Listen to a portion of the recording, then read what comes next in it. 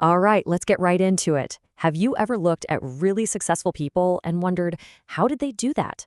Well, according to Napoleon Hill's classic work, it's not luck and it's not an accident. It's a blueprint, a repeatable process that starts not with what you do, but with how you think.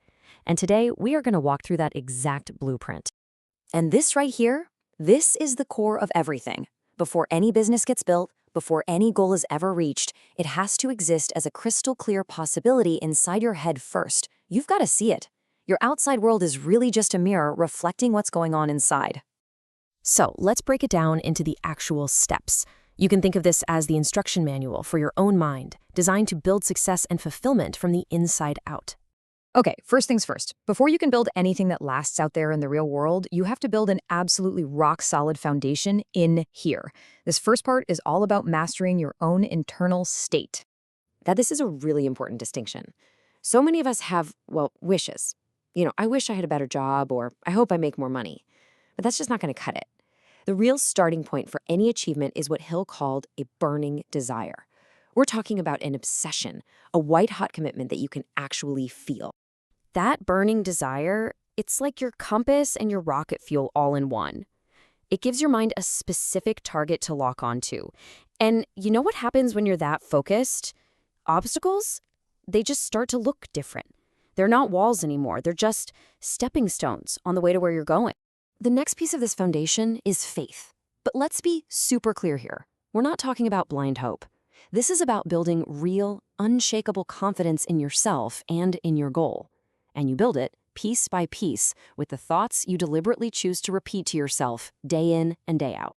So how do you actually build that faith? Well, it's a process called autosuggestion. And look, that's just a fancy way of saying you have to be intentional about your self-talk. Your subconscious mind, it's always listening, but it doesn't argue, it just accepts what you tell it. So when you consciously, and this is key, emotionally repeat thoughts of success, your subconscious goes, okay, got it, and starts making that your reality. So once that inner foundation is solid, what's next? Well, now it's time to build the workshop. This phase is all about creating the mental space where your ideas can become real, where you can turn that belief into an actual tangible strategy. This is a huge one. It's a misconception that holds so many people back. We think we have to be an expert in absolutely everything before we can even get started. But is that really true? No way. And this is so crucial. You don't need general knowledge, you need specialized knowledge. The most successful people are masters at figuring out the specific information they need for their specific goal, and then, here's the important part, they apply it.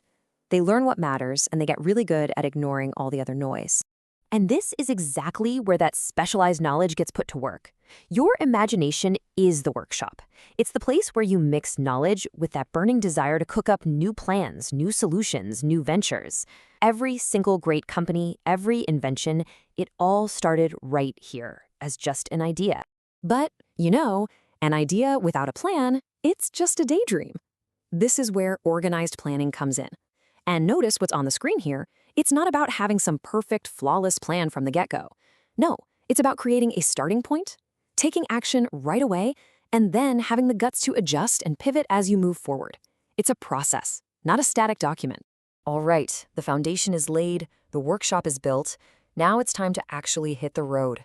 This next section is all about execution, about resilience, and about building the kind of momentum that becomes unstoppable. Seriously, think about how much mental energy you waste just hesitating, second-guessing yourself. Indecision is an absolute momentum killer. The most successful people, they make decisions quickly, and they make them firmly. Why? Because a decision, even if it's not perfect, it kills procrastination and it creates forward motion.